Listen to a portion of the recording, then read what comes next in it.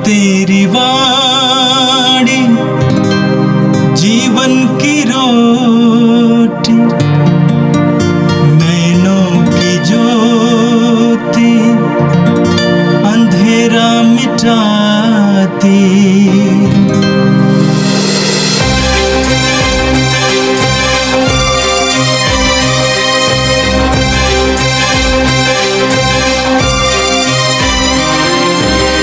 प्रभु तेरी वाणी जीवन की रोटी, नैनों की ज्योति अंधेरा मिटाती। प्रभु तेरी वाणी जीवन की रोटी, नैनों की ज्योति अंधेरा मिटाती। वाणी वाणी वाणी वाणी वाणी पवित्र है, शाश्वत है, जीवन का मन्ना है। 2 अप्रैल शनिवार। पहला पाठ नबी यिर्मयाह का ग्रंथ, अध्याय 11 पद संख्याएं 18 से 20 तक। पाठ का मूल वाक्य है, मैं वध के लिए ले जाए जाने वाले मेमने के सदृश था। प्रभु ने मुझे सावधान किया तो मैं जान गया, उसने उनका षड्यंत्र मुझ पर प्रकट किया। मैं तो वध के लिए ले जाए जाने वाले मेमने के सदृश भोला भाला था। मैं नहीं जानता था कि वे यह कहते हुए मेरे विरुद्ध षड्यंत्र रच रहे थे, हम वह हरा भरा वृक्ष काट कर गिराएं, हम उसे जीवितों की दुनिया से उठा दें, जिससे उसका नाम लेने वाला भी ना रहे। हे विश्वमंडल के प्रभु, तू न्यायी, तू मनुष्य के हृदय की थाह लेता है। मैं उन पर तेरा प्रतिशोध देखूंगा, क्योंकि मैंने अपना मामला तेरे हाथों सौंप दिया है। यह प्रभु की वाणी है। संत यूहन्ना के अनुसार पवित्र सुसमाचार, अध्याय 7 वाक्य संख्या 40 से लेकर 53 तक। ये शब्द सुनकर जनता में कुछ लोगों ने कहा, यह सचमुच वही नबी है। कुछ ने कहा, यह मसीह है। किंतु कुछ लोगों ने कहा, क्या मसीह गलीलिया से आने वाले हैं? क्या धर्मग्रंथ यह नहीं कहता कि दाऊद के वंश से और दाऊद के गांव बेतलेहम से मसीह को आना है? इस प्रकार ईसा के विषय में लोगों में मतभेद हो गया। कुछ लोग ईसा को गिरफ्तार करना चाहते थे, किंतु किसी ने उन पर हाथ नहीं डाला। जब प्यादे महायाजकों और फरीसियों के पास लौटे तो उन्होंने उनसे पूछा, उसे क्यों नहीं लाए? प्यादों ने उत्तर दिया, जैसे वह मनुष्य बोलता है वैसा कभी कोई नहीं बोला। इस पर फरीसियों ने कहा, क्या तुम भी उसके बहकावे में आ गए हो? क्या नेताओं अथवा फरीसियों में किसी ने उसमें विश्वास किया है? भीड़ की बात दूसरी है, वह संहिता की परवाह नहीं करती और शापित है। निकोदेमुस, जो पहले ईसा से मिलने आया था, उनमें एक था। उसने उनसे कहा, जब तक किसी की सुनवाई नहीं हुई और यह पता नहीं लगा कि उसने क्या किया है, तब तक क्या हमारी संहिता के अनुसार उचित है कि किसी मनुष्य को दोषी ठहराया जाए? उन्होंने उससे उत्तर दिया, कहीं आप भी तो गलीली नहीं हैं? पता लगाकर देख लीजिए कि गलीलिया में नबी नहीं उत्पन्न होता। इसके बाद सब अपने अपने घर चले गए। यह प्रभु का पवित्र सुसमाचार है। ख्रिस्त प्रभु की जय। यीशु में मेरे प्रिय भाई और बहनों, आज का पहला पाठ नबी यिर्मयाह के ग्रंथ से लिया गया है। आज के पाठ में हम लोग पढ़ते हैं जहाँ पर नबी यिर्मयाह अपने ऊपर होने वाले षड्यंत्र के विषय में हमें बताते हैं, जिसे प्रभु ने उन पर प्रकट किया है। और इसके साथ ही साथ वह अपनी स्थिति को हमारे सामने रखते हैं कि कैसी उनकी स्थिति वध के लिए ले जाने वाले मेमने के सदृश्य है। हम पाठ में पढ़ते हैं, प्रभु ने मुझे सावधान किया तो मैं जान गया, उसने उनका षड्यंत्र मुझ पर प्रकट किया। मैं तो वध के लिए ले जाने वाले मेमने के सदृश भोला भाला था। हम जानते हैं कि नबी वे लोग होते थे जो ईश्वर और ईश्वरीय प्रजा के बीच मध्यस्थता का काम करते थे। ईश्वर की योजना को ईश्वर से प्राप्त करने के बाद अपने लोगों के सामने उसे प्रकट करते थे। इस प्रकार से नबी प्रजा और ईश्वर के बीच एक मध्यस्थता का काम करते थे। नबी यिर्मयाह को एक विशेष कार्य सौंपा गया था, जहां पर वह अपने लोगों के बीच जाकर ईश्वर के दंड के बारे में उन्हें भविष्यवाणी सुनाए, क्योंकि उसकी निजी प्रजा ने ईश्वर के विधान को भंग किया है, जिसका परिणाम यह हुआ है कि ईश्वर क्रोधित हो गए हैं और ईश्वर उन्हें दंड देने वाला है। और इसी के विषय में नबी यिर्मयाह अपने लोगों के बीच में भविष्यवाणी करते हैं कि ईश्वर इस प्रजा को दंड देंगे। और इसलिए नबी यिर्मयाह को ईश्वर के न्याय की घोषणा करने के लिए बुलाया जाता है, जहां पर नबी यिर्मयाह झूठी और कपटी उपासना करने वालों के लिए दंड की घोषणा करते हैं, क्योंकि उन्होंने सच्चे ईश्वर की उपासना करना छोड़ दिया था। वे लोग मूर्ति पूजक बन गए थे, अन्य देवी देवताओं की वे लोग पूजा करते थे। दूसरी सबसे बड़ी कमजोरी थी कि उनके बीच में सामाजिक अन्याय फैल गई थी। जिस सामाजिक समरसता में उन्हें जीने का अधिकार मिला था, अब वे उन्हें परित्याग कर चुके थे। लोग आपस में लड़ाई झगड़ा का जीवन व्यतीत कर रहे थे। आपस में मेल भाव का कोई भी महत्व नहीं रह गया था। और इसलिए नबी यिर्मयाह को लोगों के बीच ईश्वर की दंड के बारे में भविष्यवाणी करने के लिए भेजा जाता है। और जब नबी यिर्मयाह इसकी भविष्यवाणी करता है तो लोग उन्हें मार डालने का षड्यंत्र रचते हैं। और इसलिए नबी यिर्मयाह अपने पक्ष को रखते हुए कहते हैं, मैं नहीं जानता था कि वे यह कहते हुए मेरे विरुद्ध षड्यंत्र रच रहे थे, हम वह हरा भरा वृक्ष काट गिराएं, हम उसे जीवित की दुनिया से उठा दें, जिससे उसका नाम लेने वाला कोई ना रहे। और इस तरह से नबी यिर्मयाह अपने ऊपर आने वाले विपत्ति के बारे में हमें बताते हैं कि ईश्वरीय योजना को, ईश्वरीय सत्य को बताने का परिणाम उसके जीवन में आने वाला है। और इस तरह से सभी चीज़ों को जानते हुए नबी यिर्मयाह आने वाले विपत्तियों को प्रभु के चरणों में सौंप देते हैं। उसी ईश्वर के सामने अपने आप को रखते हैं जिस ईश्वर ने उन्हें भविष्यवाणी करने के लिए अपने लोगों के बीच भेजा था। और इसलिए नबी यिर्मयाह कहते हैं, विश्वमंडल के प्रभु तू न्यायी है, तू मनुष्य के हृदय की थाह लेता है। मैं उन पर तेरा प्रतिशोध देखूंगा, क्योंकि मैंने अपना मामला तेरे हाथों सौंप दिया है।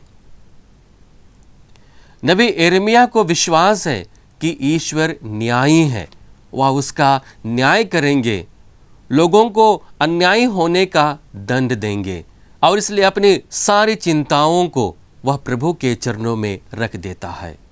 यीशु में मेरे प्रिय भाई और बहनों, जब भी हम अपने विश्वास को जीते हैं, बहुत बार हमें कठिनाइयों का सामना करना पड़ता है, समस्याओं का सामना करना पड़ता है, दुखों का सामना करना पड़ता है। उन सभी विकट परिस्थितियों में हमें यह नहीं भूलना चाहिए कि ईश्वर न्यायी ईश्वर है। ईश्वर हम सभी का न्याय करता है और उसी न्यायी ईश्वर को अपने सारी परिस्थितियों को हमें सौंप देना चाहिए।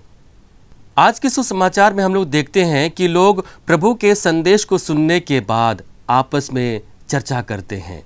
हम वचन में पढ़ते हैं, ये शब्द सुनकर जनता में कुछ लोगों ने कहा, और इस प्रकार से वह अपनी राय को एक दूसरे के साथ में बांटते हैं। प्रभु के किन शब्दों को सुनने के बाद उनके बीच में इस प्रकार की चर्चा होने लगी। इसको जानने के लिए हम लोगों को आज के पाठ के पहले भाग में जाना पड़ेगा, जहां पर प्रभु संजीवन जल की प्रतिज्ञा करते हैं। और संजीवन जल की प्रतिज्ञा करते हुए उन लोगों को कहते हैं, यदि कोई प्यासा हो तो वह मेरे पास आए, जो मुझ में विश्वास करता है वह अपनी प्यास बुझाए, जैसा कि धर्म ग्रंथ में लिखा है, उसके अंतस्थल से संजीवन जल की नदियां बह निकलेंगी। और अपनी बात को रखने के साथ ही साथ प्रभु उस आत्मा के विषय में लोगों को बताते हैं जो उन्हें परिपूर्ण बनाएगी। और इसलिए लोग अपने अपने विचार के आधार पर, अपने अपने समझ के आधार पर एक दूसरे से चर्चा करने लगते हैं, और चर्चा करते करते एक दूसरे में मतभेद हो जाता है। आज के सुसमाचार को यदि हम गौर से देखेंगे तो हमारे लिए मनन चिंतन करने के लिए दो महत्वपूर्ण बिंदु प्राप्त होती है। पहला बिंदु है, हमारी धार्मिक और ईश्वरीय अनुभव अनोखा है। हम सब के लिए व्यक्तिगत रूप से धार्मिक और ईश्वरीय अनुभव अनोखा और व्यक्तिगत होता है। हम अपने समझ के आधार पर, अपने ज्ञान के आधार पर ईश्वरीय अनुभव के भागी बनते हैं, ईश्वर को अपने व्यक्तिगत जीवन में अनुभव करते हैं, और वह अनुभव हमारा व्यक्तिगत अनुभव होता है। और वह अनुभव सबसे पहले हमारे लिए समाज में मतभेद का कारण ना बने, बल्कि एक दूसरे के अनुभवों का पूरक बने। अर्थात जो अनुभव मुझे मिला है वह अनुभव दूसरों के अनुभव को और अधिक बढ़ाए। हम सुसमाचार में देखते हैं कि कोई लोग यीशु को नबी के रूप में देखते हैं, कोई लोग यीशु को मसीह के रूप में देखते हैं, और कुछ लोग उनको मारने के विचार से सैनिकों को उनके पास भेजते हैं। लेकिन हम देखते हैं कि सैनिकों का भी अनुभव अलग होता है। वे अपने अनुभवों को लेकर शास्त्री, फरीसी और जो नेता लोग थे उनके पास आते हैं। और इसलिए हमारी धार्मिक और ईश्वरीय अनुभव धार्मिक तकरार और मतभेद का कारण ना बने, बल्कि ईश्वरीय प्रेम और आनंद को प्राप्त करने का माध्यम बने। हम देखते हैं कि हमारे देश में बहुत सारी कलीसियाएं हैं और उनके बहुत सारे मत हैं, उनके बहुत सारे अपने अपने विचारधाराएं हैं। इन विचारधाराओं के बीच हमें यह कोशिश करना चाहिए कि हमारा अनुभव और हमारा धार्मिक अनुभव, ईश्वरीय अनुभव धार्मिक तकरार और मतभेद का कारण ना बने, बल्कि एक दूसरे का अनुभव हम लोगों को गहन रूप से और सच्चे रूप से ईश्वर के प्रेम, शांति, दया, क्षमा को अनुभव करने का माध्यम बने। और इस तरह से हमारी अपनी अपनी धार्मिक और ईश्वरीय अनुभव एक दूसरे को बढ़ने में मदद करती है, एक दूसरे को विश्वास में बढ़ने के लिए मदद करती है, ईश्वर को सच्चे रूप में जानने के लिए, पहचानने के लिए और अपना सर्वस्व उसके प्रति समर्पित करने के लिए हमें मदद करती है। इसका सबसे बड़ा उदाहरण निकोदेमुस है। हम संत यूहन्ना के सुसमाचार अध्याय 3 वाक्य संख्या 16 में पढ़ते हैं, जहाँ पर जब निकोदेमुस प्रभु से मिलने के लिए आता है तो वह ईश्वर के प्रेमी स्वभाव को उसके सामने प्रकट करता है और कहता है कि ईश्वर ने संसार को इतना प्यार किया कि उसने अपने इकलौते पुत्र को हमारे लिए अर्पित कर दिया, ताकि जो कोई उसमें विश्वास करे उसे अनंत जीवन प्राप्त हो। और यही अनुभव के कारण निकोदेमुस अपने पक्ष को साफ साफ अपने लोगों के बीच रखने में समर्थ हो पाता है। इसी अनुभव के द्वारा वह प्रभु का साक्षी बनता है, प्रभु के विषय में लोगों के सामने अपनी बात को रखता है। दूसरा महत्वपूर्ण बिंदु है कि हमें बिना सुने हुए किसी का फैसला नहीं करना चाहिए। बिना सुने, बिना समझे किसी के लिए अपनी राय प्रकट नहीं करना चाहिए। हम सुसमाचार में पढ़ते हैं जहाँ पर निकोदेमुस शास्त्री, फरीसी और नेताओं से कहते हैं, जब तक किसी की सुनवाई नहीं हुई और यह पता नहीं लगे कि उसने क्या किया है, तब तक क्या यह हमारी संहिता के अनुसार उचित है कि किसी को दोषी ठहराया जाए? किसी को दोषी ठहराने के पहले हमें यह मौका देना चाहिए कि जिस व्यक्ति को हम दोषी ठहरा रहे हैं, उसके लिए अपनी राय रख रहे हैं, वह अपने पक्ष को हमारे सामने रखे। बिना सुने बिना समझे हमें कभी भी फैसला नहीं करना चाहिए।